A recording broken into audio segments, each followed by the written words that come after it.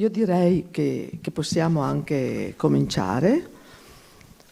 Ringraziamo innanzitutto Nelly di essere ancora qui con noi, oltretutto viene anche da Venezia, quindi si fa da Venezia vicino Rialto, quindi ti fai anche una bella passeggiata anche a Venezia, insomma. Ecco, quindi la ringraziamo di essere qua e quindi vediamo questa cosa di questo brevetto, questa curiosità del brevetto veneziano. Grazie.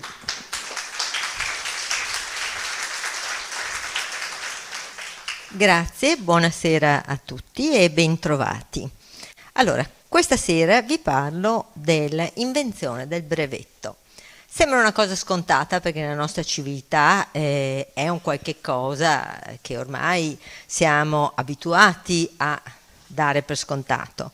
E invece fu Venezia e precisamente il Senato veneziano che il 19 marzo 1474 stabilì che Venezia avrebbe garantito le invenzioni di quegli inventori che depositassero le loro macchine, i loro progetti, i loro marchingegni e li depositassero proprio agli uffici della Serenissima.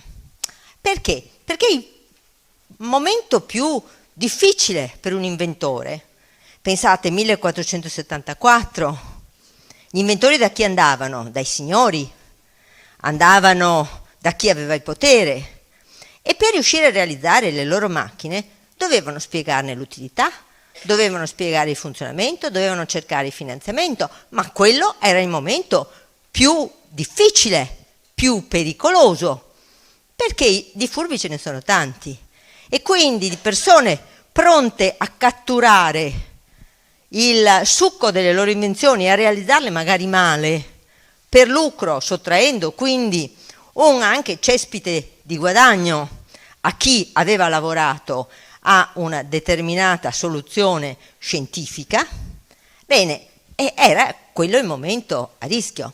E quindi il Senato veneziano, ecco che stabilisce, questo è il documento originale che si trova all'Archivio di Stato di Venezia, sottopone a votazione democratica a tutti i senatori questa invenzione, l'invenzione del brevetto.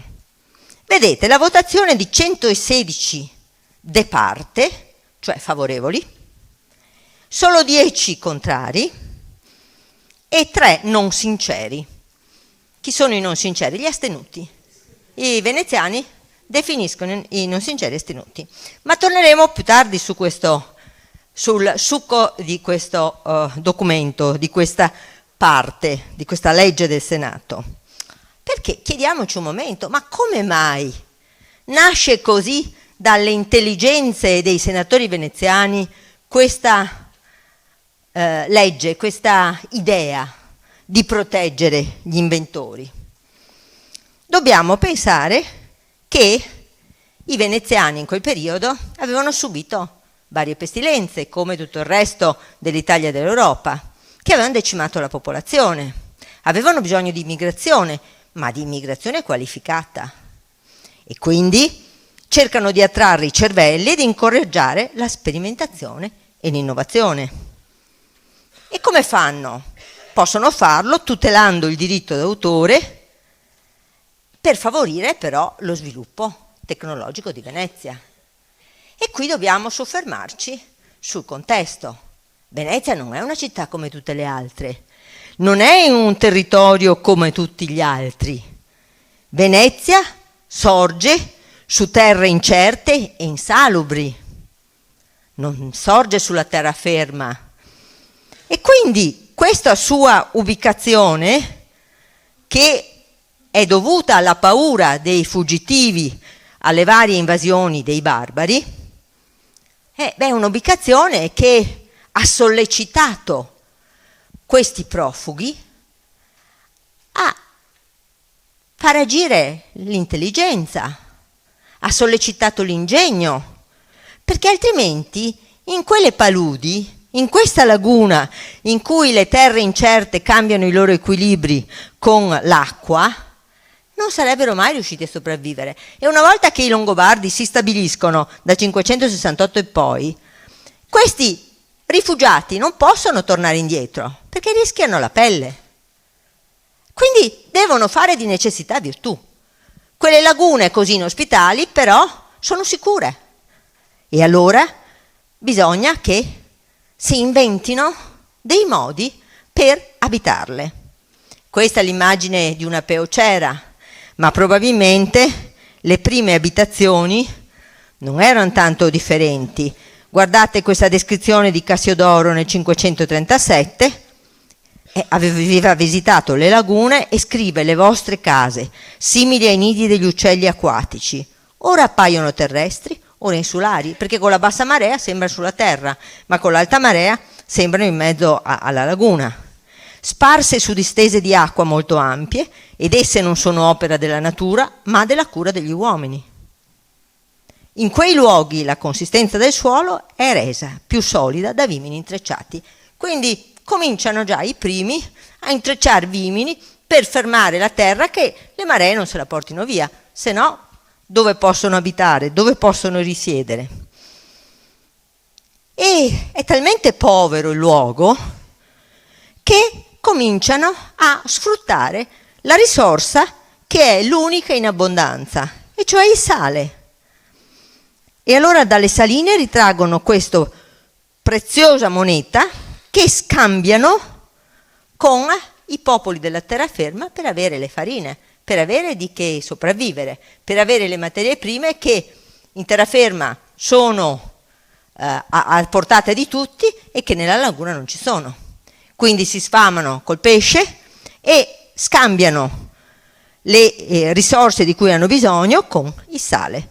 Vedete, coniate questa moneta che vi permette di vivere. Ogni flutto è al servizio della vostra arte. Non c'è nessuno che non desideri avere il sale giustamente, dal momento che ogni cibo che ha buon sapore lo deve a questo. Non solo, ma il sale era anche un conservante. Non c'erano le tecnologie che abbiamo oggi per conservare i cibi, e quindi il sale era fondamentale, era molto richiesto e consentiva loro di importare nella laguna ciò che non c'era. Ma questo habitat, oltre che essere difficile e inospitale, era pure malsano, perché dalla parte più vicina alla terraferma prevalevano le acque dolci, quindi la malaria, quindi le zanzare. Dalla parte più vicina al mare invece spirava aria più salubre. E quindi questi primi abitanti hanno dovuto anche nella scelta dei loro insediamenti aguzzare l'ingegno, perché si sono resi conto che, ad esempio, verso di fronte ad Altino, verso Torcello, verso Amiana, quelle isole che erano più vicine alle foci dei fiumi, c'era più ristagno delle acque, c'erano più zanzare, c'era più malaria, le febbri intermittenti.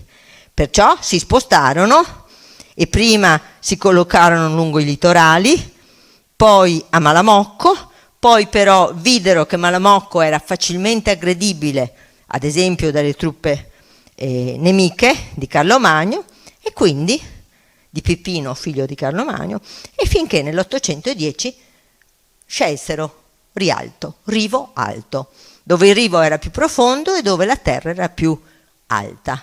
Quindi il luogo più abitabile, ma più abitabile anche perché davanti alle bocche di porto, dove spirava l'aria più salubre.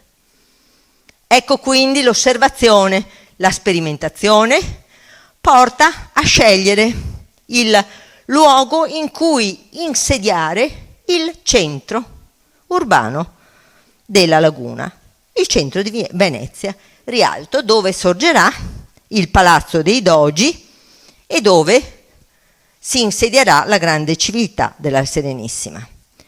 Ma dai quadri di Carpaccio, noi vedete, possiamo riscontrare quali furono le prime abitazioni: legno, paglia. Anche dal quadro, per esempio, di Domenico Tintoretto, vedete, ci sono questi casoni che ci ricordano i primi insediamenti. E poi quei vimini intrecciati di cui ci parlava Cassiodoro, altro non sono che le conterminazioni delle isole. Questi isolotti cambiavano la loro proporzione ad ogni marea e soprattutto ad ogni procella, ad ogni temporale, perché il mare, l'Adriatico, entrava e si portava via la terra, quindi cambiava gli equilibri. Ecco la necessità dunque di fermare queste isole, prima con dei vimini, poi con palificate e poi con la costruzione di case. Infatti, quando noi andiamo per il Canal Grande, se voi vedete, il Canal Grande è arginato dalle facciate delle case, dei palazzi, che furono la prima conterminazione dei canali. Proprio perché non venisse portata via la terra, prima si costruirono i casoni, si cercò di trattenere la terra e poi si costruirono le case. Le case più antiche hanno la porta principale sull'acqua, proprio per questo motivo. Ma per costruirle, per rendere quella terra incerta in grado di reggere, ancora si dovette aguzzare l'ingegno e si inventarono dei suoli artificiali. Si doveva, vedete, scavare, arginare per erigere poi dei muri che partissero dal profondo dei canali. Ma da che profondità? Era una profondità che doveva essere rinforzata. Tutte le case, tutti i monumenti di Venezia fondano su pali, su palificate, perché i pali, appuntiti come matite e ficcati nel terreno, nel fondo, cementificano, ma attenzione, le loro teste di palo devono essere al di sotto dell'acqua sempre. Devono essere infilagnate fra di loro, costipate con calce e pietre e poi coperte da zatteroni. Dalle zatteroni parte la parte lapidea, i mattoni o addirittura la pietra d'Istria, e da lì bisogna che l'acqua non vada mai sotto, perché se le teste dei pali prendono aria marciscono. Quindi pensate la tecnica, la complessità di inventare un tipo di edilizia che sia un'edilizia in grado di trasformare la città di paglia e di legno. Questo è un antico disegno che troviamo in Marciana e che ci propone appunto come fosse nella zona di San Lio la città delle origini di paglia e di legno. E poi però, per creare la città di pietra, ecco che si dovesse inventare quel sistema, addirittura una città in grado di reggere delle cattedrali. Voi vedete qui noi abbiamo già in questa bellissima incisione sia le due basiliche dei Frari e di San Giovanni e Paolo. Perciò il contesto in cui nasce il brevetto è un contesto in cui la natura è stata gestita da un assetto istituzionale, cioè dai consigli veneziani, il Maggior Consiglio, il Senato, da questa organizzazione politica che si è data la Serenissima, per trasformare e per fondare una città anfibia, per trasformare l'opposizione dei due elementi. Guardate quanto è bella questa incisione, in cui c'è scritto opponesi elemento a elemento, cioè la terra e il mare, e vedete sullo sfondo c'è la piazza San Marco, quasi a indicare che a comporre questa contrapposizione fra i due elementi chi c'è? C'è l'istituzione, il potere veneziano, la buona politica. E è la buona politica che appunto riesce a disegnare in un contesto, questa è la prima pianta che noi abbiamo della città di Venezia, che è del XIV secolo, riesce a trasformarla in una città di pietra, con le cose più belle che ha fatto arrivare dall'Oriente e da tutto il Mediterraneo, perché non aveva nulla, non aveva legno, non aveva pietra. E quindi ha importato il più bello che ha trovato. Ecco perché una società mercantile o era mercantile o non esisteva, non sarebbe mai esistita. Quindi da una parte avete la pianta del XIV secolo e a destra voi vedete la città di oggi vista dall'aereo. È una foto che ho scattato io dall'aereo. Non è cambiata molto. No, è la città più naturale nel mondo che è stata creata e conservata nella maniera più artificiale possibile, proprio per gestire politicamente quei rapporti fra natura e cultura, fra ambiente e insediamento umano. In pratica, ecco, si era partiti da questo equilibrio e per arrivare poi a questo, con un senso dell'armonia che è stato sempre tutelato e difeso. Ma come si circolava in sta città? Altro problema. Questi popoli venivano dalla terraferma e arrivano con i cavalli, con i muli, con i loro quadrupedi. Perciò i primi ponti sono ponti piatti, ponti levatoi, devono passarci i cavalli, devono trascinare le derrate. Ma un'altra invenzione, vedete, i cavalli andavano per esempio anche in frezzeria, c'è addirittura un divieto a un certo punto perché scalciavano e facevano un sacco di vittime. Lo stesso ponte di Rialto era un ponte levatoio. Pensate, il mercato di Rialto era un mercato in cui si scambiavano le merci, perciò era necessario che venissero trasportati dai quadrupedi oltre che dalle barche. Ma poi ci sarà il prevalere delle barche e i ponti si incurveranno e verranno fatti in pietra. Altra invenzione fondamentale. Il legno si logora, il ponte di Rialto cade e marcisce il legno. Invece il laterizio dura. Ma il laterizio si incurva in modo che così, perché non si può fare il levatoio in pietra ovviamente il ponte, e allora ecco che i cavalli spariscono e restano invece i pedoni e i trasporti si fanno per acqua. E vorrei sottoporre alla vostra attenzione alcune immagini della città che noi siamo abituati a dare per scontati. Si va, si passa, il traffico pedonale è un traffico normale, ma guardate le soluzioni. Il traffico pedonale usa sottoporteghi, i ponti hanno scalinate secondarie perché ci sono camminamenti lungo i canali e ancora abbiamo i sottoporteghi che sono una costante trovata veneziana per garantire lo spazio privato sopra e il transito pubblico sotto. In questo caso noi abbiamo l'intersecarsi del sottoportico, della viabilità anche sul ponte. E qui abbiamo addirittura, oltre al ponte di Sospiri, che vediamo in fondo, ma ancora abbiamo l'intessersi di vie pedonali e di vie acquee.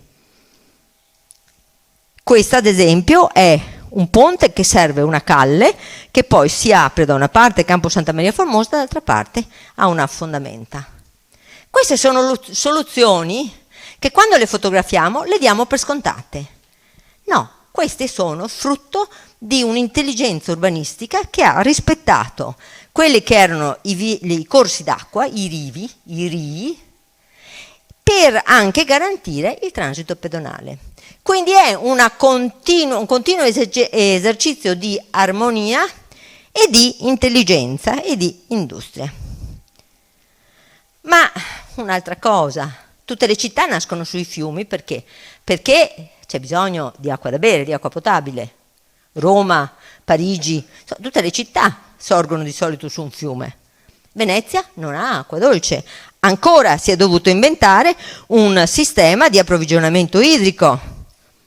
E è una repubblica, non avrebbe mai potuto essere una monarchia, perché tutti dovevano garantire a conservare questi equilibri ambientali per viverci.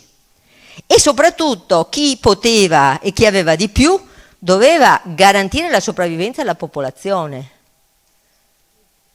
Nessuno poteva fare a meno degli altri.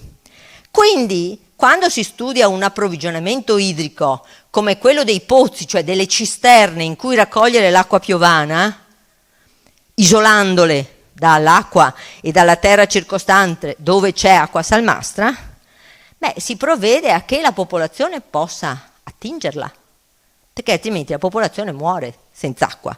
E quindi nei nostri campi, passando da un campo all'altro, da un'isola all'altra, noi troviamo dei pozzi pubblici che venivano aperti alla campana dei pozzi e al cui suono tutti i poveri si mettevano uno dietro l'altro, tutti i popolani, per attingere l'acqua con i loro secchi, sotto il controllo del capo sestiere che apriva con la chiave il coperchio del pozzo. Ancora, non pensiamo che i coperchi, che i pozzi siano stati chiusi quando è stato fatto l'acquedotto, no, sono stati chiusi da quando li hanno fatti, perché l'acqua era un bene prezioso, non poteva essere inquinato, doveva essere chiuso, c'erano le chiavi, il capo di ogni contrada l'apriva a quell'ora e se la andavano a prendere.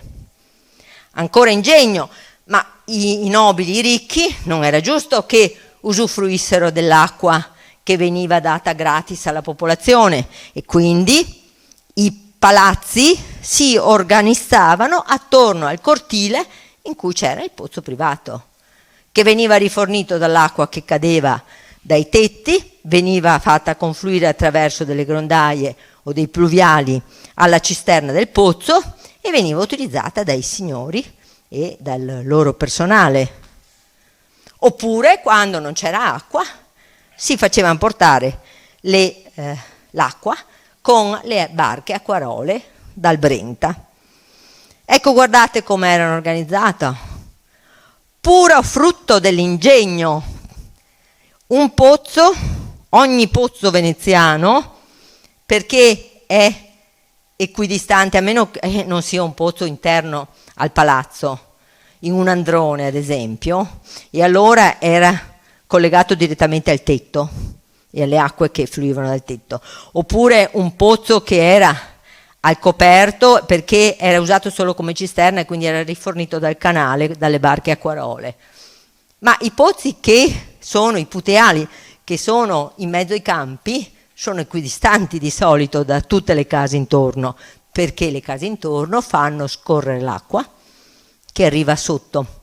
Oppure il campo raccoglie tutta l'acqua piovana e di solito il selciato è inclinato verso queste forine e quindi succede che la cisterna è isolata da banche di creta impermeabile, messi dall'arte dei pozzeri che impastano la creta, la buttano sui lati e non deve mai seccare. Devono chiudere tutto prima che secchi la creta, se no crepa. E quindi entra l'acqua salmastra e il pozzo si inquina. La pioggia cade, viene raccolta sulle forine, di solito sono 4, e voi le vedete, ecco, non vediamo più forse, e voi le vedete le forine che sono di solito messe ai lati equidistanti dal puteale. L'acqua quindi cade, entra nelle forine, si purifica, quei puntini stanno a indicare la sabbia di Punta Sabbioni, che era una sabbia capace di filtrare e di purificare l'acqua. L'acqua si raccoglie sul fondo, scende, arriva alla canna pronta per essere attinta. E era attinta da chi? Era attinta dai popolani che andavano a prenderla, e poi era, ad esempio, il pozzo era riempito anche nei momenti in cui non pioveva molto, oppure in cui la popolazione era molto aumentata e quindi i pozzi non rispondevano più al fabbisogno della popolazione. Ecco che si andava dal Brenta con queste barche acquarole che caricavano i tini e si riempivano i pozzi. Quelli erano i sistemi di pulizia dei pozzi inquinati, perché talvolta succedeva che ci fossero le acque alte e che arrivavano dentro al pozzo, allora bisognava pulirli con le maestranze dell'arsenale. No, la facevano bollire probabilmente, perché però quest'acqua era esaminata, non avevano laboratori chimici, ma più volte i provveditori della sanità l'avevano presa perché erano segnalati dei casi di dissenteria e quindi hanno spostato, per esempio, hanno lasciato alcuni fiumi per prendere la Seriola, che è un ramo artificiale che hanno costruito la Repubblica proprio per avere dell'acqua pura che approvvigionasse i pozzi. Quella piovana era abbastanza pulita perché appunto veniva fatta convogliare con tutti questi pluviali, per cui si pensa che fosse abbastanza pulita. Certamente questa situazione non ci sarebbe mai stata a Venezia, perché erano proibiti tutti i banchi, anche la vendita di volatili o di animali era proibita proprio perché inquinava i pozzi, e così un motivo in più per far scomparire i quadrupedi dalla città era proprio perché non sporcassero i campi e non inquinassero l'acqua potabile. Vedete, c'erano delle norme severissime per appunto il trasporto degli animali al macello, per l'igiene dei campi e per il controllo quindi dell'igiene. C'erano i netezzini, cioè gli scopatori, che dovevano provvedere alla pulizia dei campi. Il problema era quando l'acqua della laguna gelava, perché le barche acquarole non riuscivano ad arrivare. Più volte si sfiorò la tragedia perché la città restò assetata e quindi si dovettero inventare delle barche frangi-ghiaccio, si dotarono delle burchielle di grandi lame e vennero spinte sulla laguna gelata in modo che con il peso potessero frantumare il ghiaccio con le lame, lo tagliassero, col peso lo frantumassero, e dietro c'erano poi queste barche, adesso questa è un'isolata, ma ce n'erano centinaia dell'Arsenale, per scavare un alveo per arrivare fino alla Seriola. Questa è Venezia e vi dimostra chiaramente anche come la città fosse in questo spazio uterino della sua laguna, dei litorali e della contaminazione lagunare, sicura ma nello stesso tempo anche isolata per questi approvvigionamenti. Quindi questa sua ubicazione da una parte era vantaggiosa perché quando ci furono le pestilenze, controllando i traghetti, riuscirono a isolare la città e a salvaguardarla da varie pandemie. Ma d'altra parte, quando invece c'erano problemi di gelate o c'erano problemi di approvvigionamenti che non arrivavano dalla terraferma, allora si cercò di potenziare gli approvvigionamenti che arrivavano via mare. Anche questo però, questa situazione fu fonte di studi e di elaborazione. Perché? Perché da una parte i lidi erano aggrediti dall'Adriatico quando scoppiavano le tempeste e l'Adriatico rischiava di trasformare la laguna in un mare. Le cronache raccontano di molte rotte, per esempio, dove i litorali erano più stretti, a Pellestrina, a Caroman, ma dall'altra parte c'erano le piene dei fiumi. Anche le piene dei fiumi talvolta provocavano dei disastri. Ecco perché i veneziani dovettero creare delle magistrature, come i savi esecutori delle acque, che provvidero a gestire i fiumi e a controllarli e a gestire i litorali. E allora noi capiamo, abbiamo ereditato ad esempio la costruzione degli spironi di questi moli guardiani, li chiamavano così, che ancora oggi li usiamo. Che funzione hanno questi? Rallentano la corrente e inducono l'Adriatico a ripascere, cioè a rendere più larghe le parti di sabbia col deposito che si costringe a lasciare alle correnti che sono frenate da questi moli. Questo è un sapere antico che abbiamo ereditato. Allora, questo è il contesto in cui fu inventato il brevetto.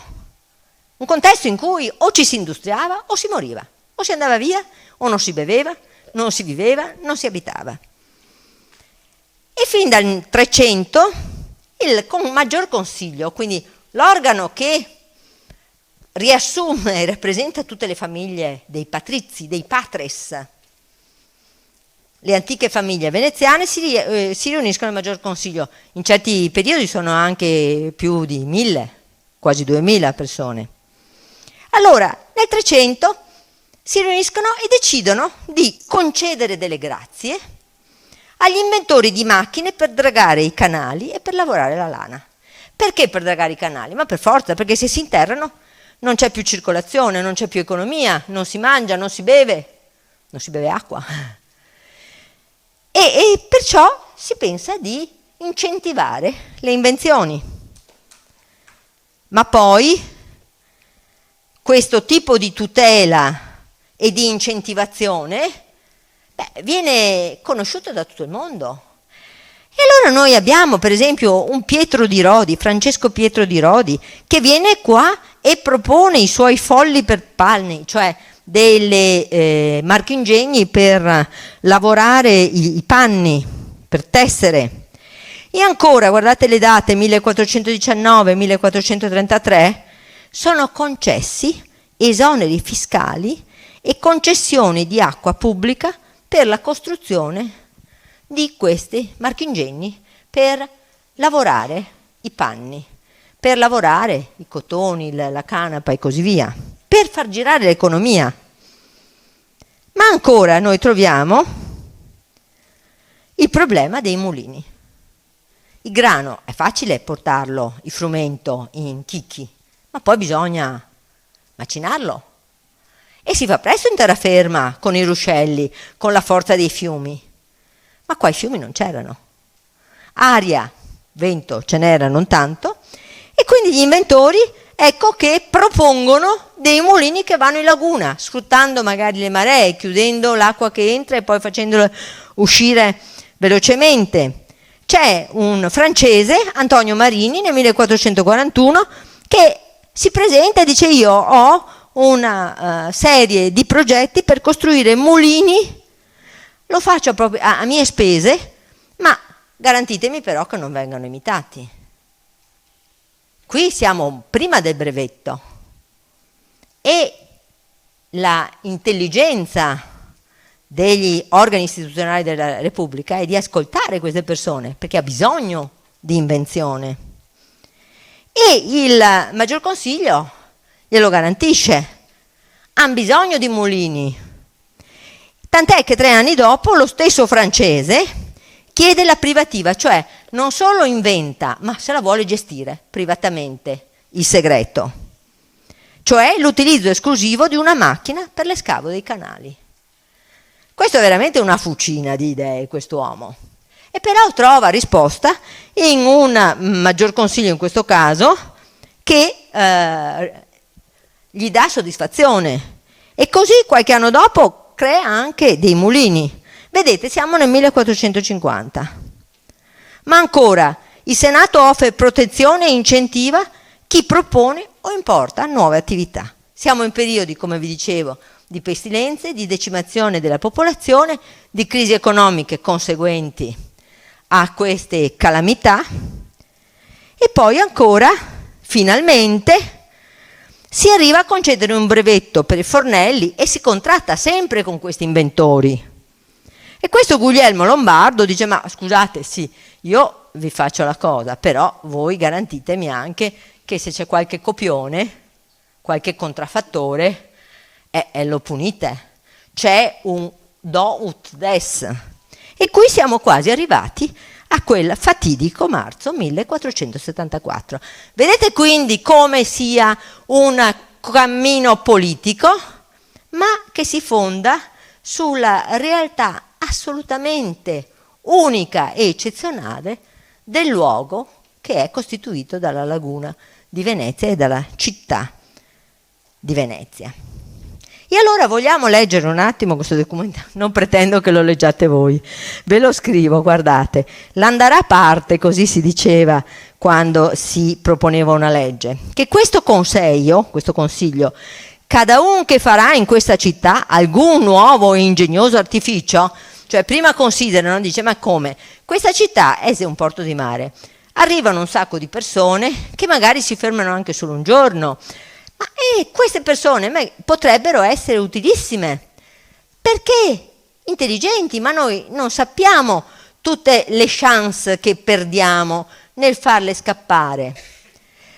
Perciò dobbiamo garantire loro che se farà in qualche città alcun nuovo ingegnoso artificio, ma non fatto per avanti nel dominio nostro, e reducto che sarà perfezione, cioè una volta che sarà fatto, perché se possi usare e esercitare, cioè i veneziani non sono nati da piedi, dice tu mi vieni, mi proponi l'artificio, però mi garantisci e mi dimostri che posso usare, che non è mai stato inventato prima, e dice quindi lo sei tenuto a darlo al nostro ufficio dei provveditori dei comuni, quindi lo registri, e ritenendo proibito che cada un altro in alcuna terra e luogo nostro possa fare alcun artificio, immagine e similitudine di quello, senza consentimento e licenzia dell'autore, fino a anni 10. Cioè per 10 anni nessuno potrà copiartelo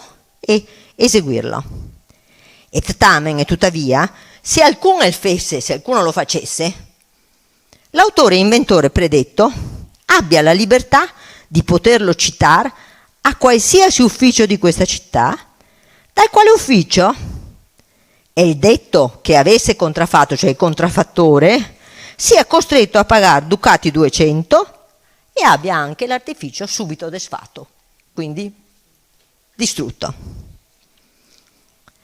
Siando poi in libertà della nostra, però mettiamo le cose in chiaro, tu lo depositi, noi comminiamo la pena, noi desfemo l'artificio, ma è in nostra libertà della signoria, a suo piacere, detor e usar nel suo bisogno cada un dei detti artifici ed strumenti, con questa condizione che altri che gli autori non li possa esercitare. Cioè, se tu mi fai una macchina per scavare i canali, tu mi fai una macchina per creare dei panni meravigliosi, oppure per macinare il grano, a noi serve, noi vogliamo usarla, ma facciamo patto con te che solo tu la puoi gestire. Non solo, ma nel proseguo degli atti del Senato noi troviamo molti accordi con inventori che sono pagati dalla Repubblica perché si è visto che l'artificio, cioè la loro macchina, per panni o per macinare il grano o per scavare i canali, ha funzionato, e allora gli dicono noi ti paghiamo e ti diamo un beneficio per un tot numero di anni, una specie di pensione, purché tu ci crei anche delle persone competenti che possano continuare a farla andare per noi. Dunque, riassumendo, l'inventore è invitato a registrare la sua invenzione, che deve essere innovativa e dimostrare di funzionare per la pubblica utilità. La Repubblica lo tutelerà dal plagio per 10 anni. Qualsiasi ufficio della Repubblica sarà tenuto a intervenire su richiesta dell'inventore. Sanzione: 200 ducati di multa a chi ha rubato l'invenzione, e però anche immediata distruzione delle macchine copiate. La Repubblica si riserverà il diritto di poter usare le invenzioni riconoscendo all'autore la proprietà esclusiva e i cespiti derivanti dal suo utilizzo, cioè la privativa, l'esercizio privato dell'esito. Questo è l'elenco dei brevetti rilasciati dal Senato dall'anno 1474, l'anno della legge, al 1797. Guardate i periodi, il numero dei brevetti fino al 1500 è solo il 43, poi salgono, addirittura nella seconda metà del 500 arrivano 471 brevetti,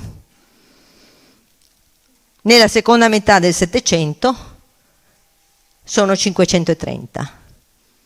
Si arriva a un totale di 204, di cui 200 sono concessi a cittadini europei e gli altri sono per i cittadini della Repubblica e degli altri stati italiani.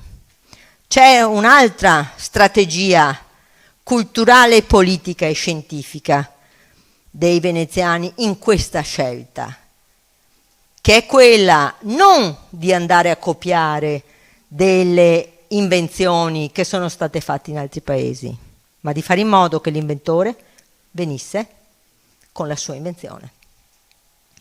E questo è dimostrato anche dai numeri. Questi sono alcuni esempi: una macchina, anzi una barca per scavare il fango, una barca per trasportare il fango scavato. Il problema dell'escavo dei canali era molto sentito a Venezia, perché bisognava navigarli. Ecco, questa è una macchina per l'escavo dei canali, per esempio. Ma poi ci sono anche dei progetti più articolati che noi troviamo nelle secreta materie miste e notabili del Senato.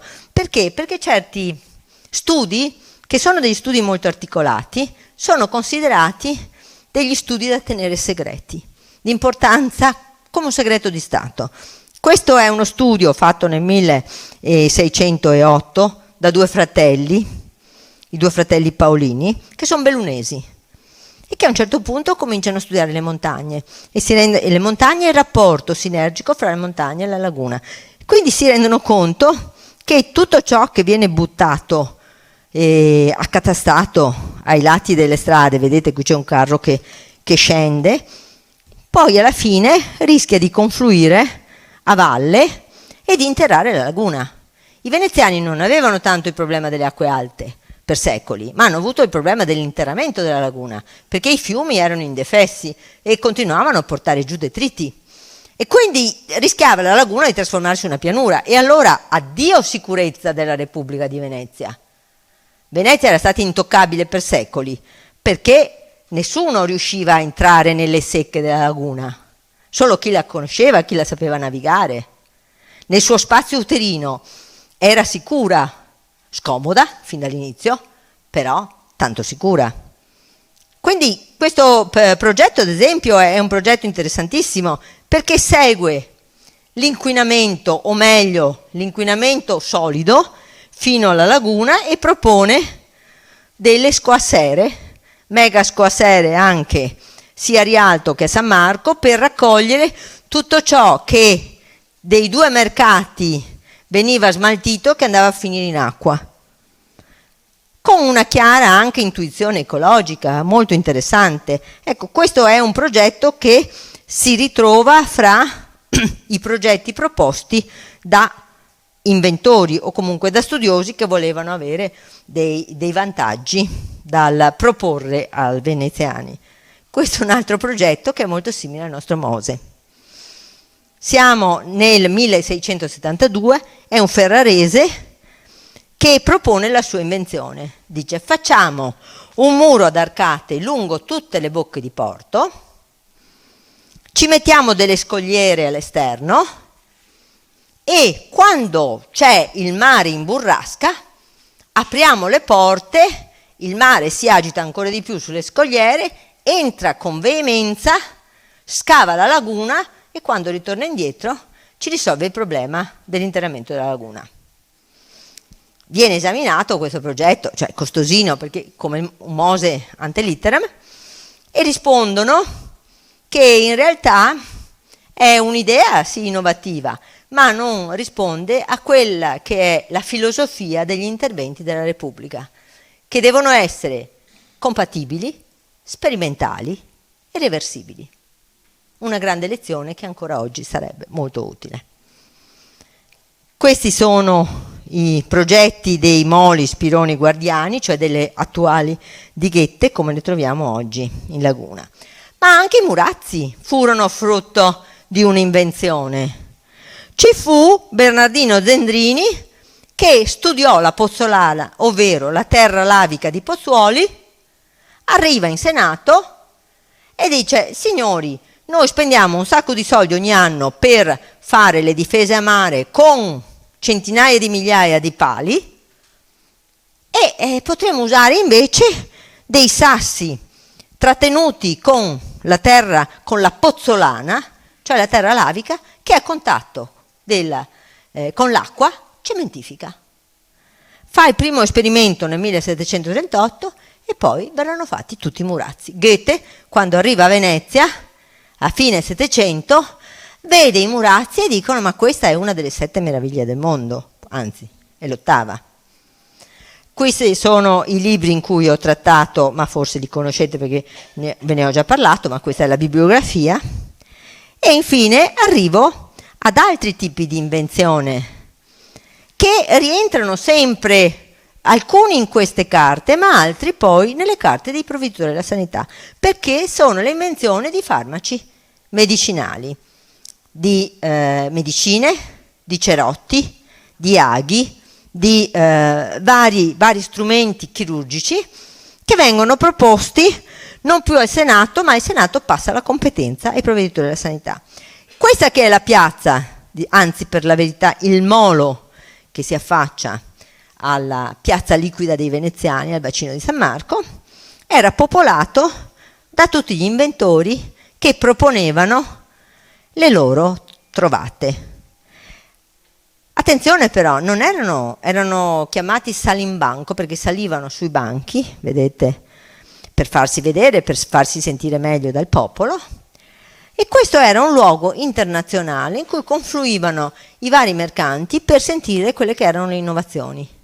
Quindi a differenza dei salimbanco, dei ciarlatani di oggi, la piazza era invece, fungeva da cassa di risonanza delle scoperte che erano fatte, che per essere presentate dovevano avere l'approvazione, se erano dei medicinali, dei provveditori della sanità. Quindi dovevano seguire un iter che era un iter assolutamente istituzionale, anche se alcuni, diciamo che, vedete, questi usavano per proporre i loro medicinali anche dei musici della commedia dell'arte, con la colonna sonora, quindi anche con un po' di presentazione.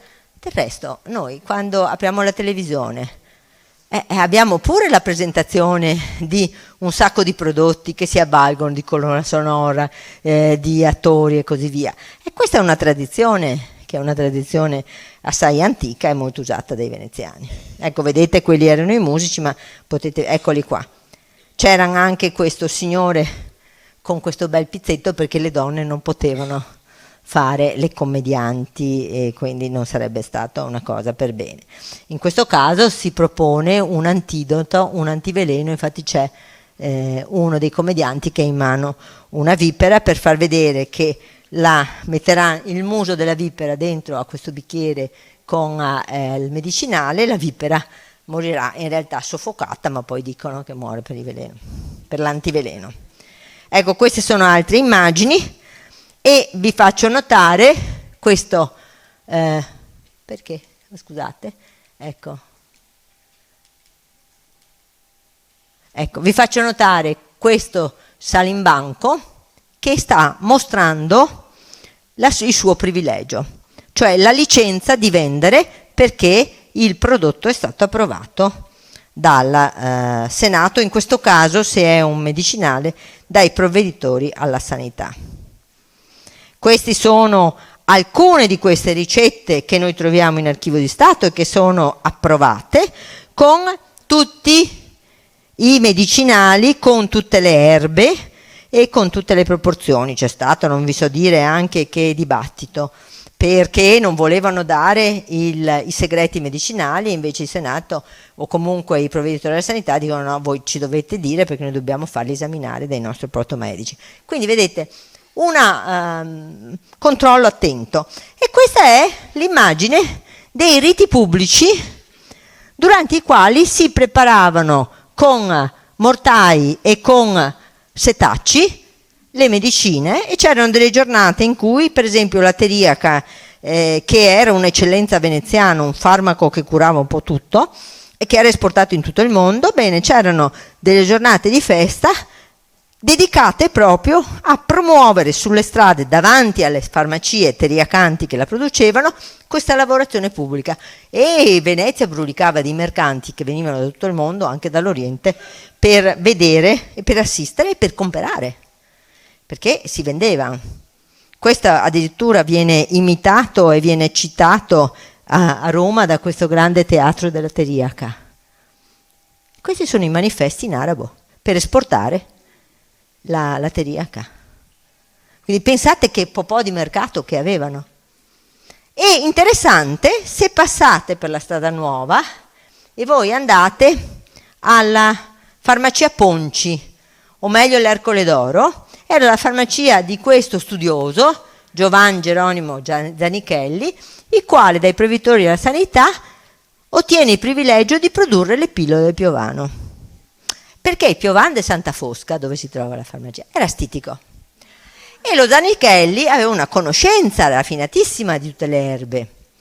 E gli fa delle pillole che sono delle bombe, perfette. Tant'è vero che Morgagni e Lancisi, i Morgagni gliele ordina da Padova, le viene a comprare e gliele manda a Lancisi a Roma.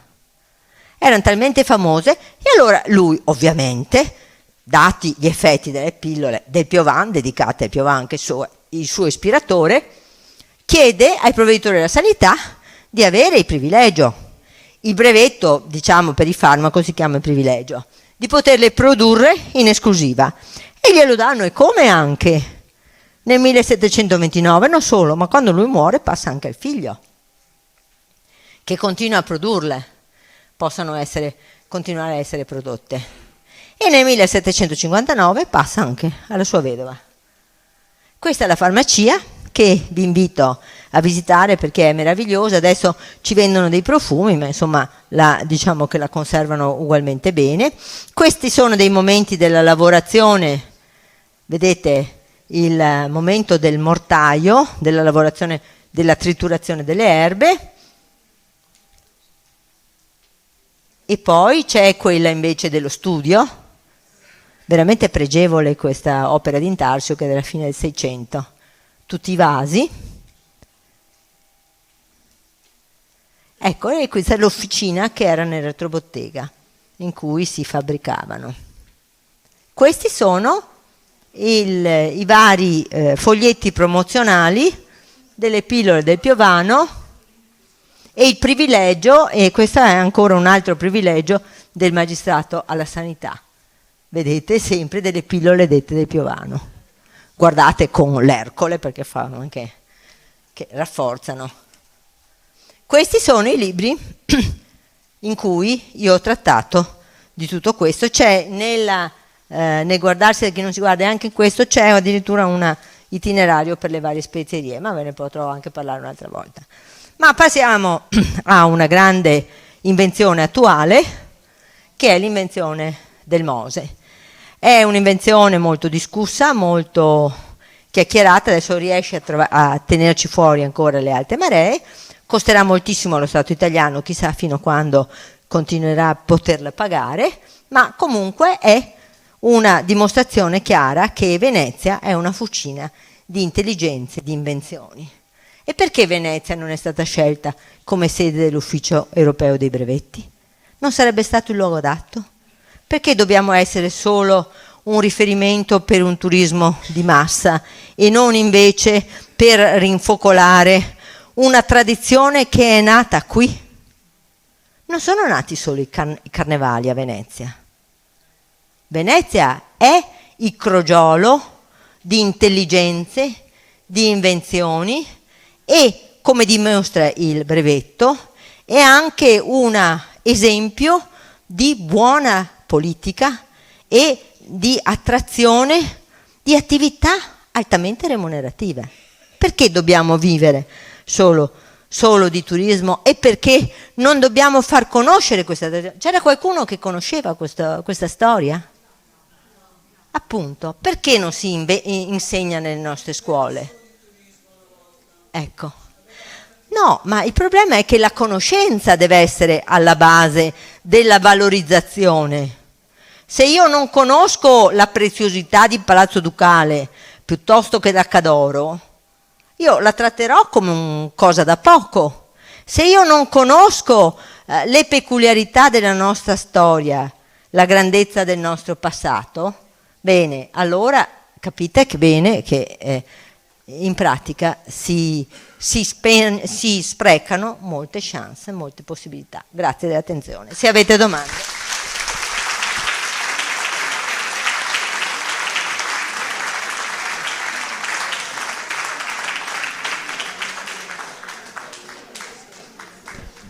Se avete domande sono a vostra disposizione, anche se dobbiamo lasciare, credo, la sala, perché...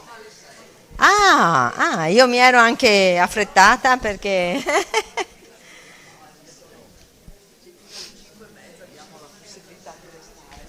perfetto.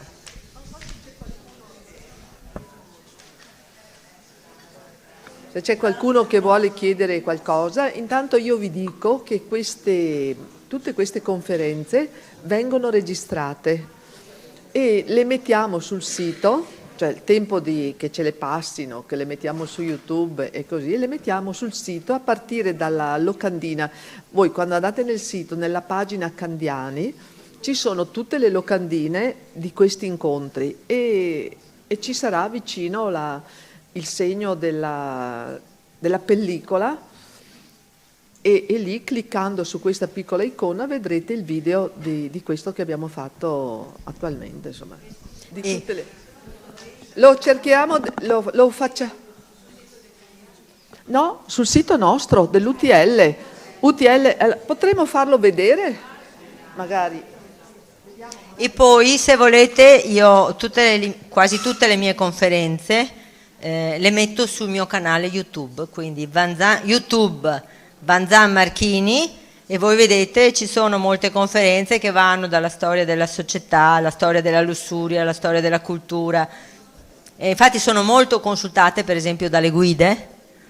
C'è una conferenza particolare dedicata ai pozzi e alla salute dei veneziani, cioè avete solo e metto anche queste. Andiamo in internet con questo.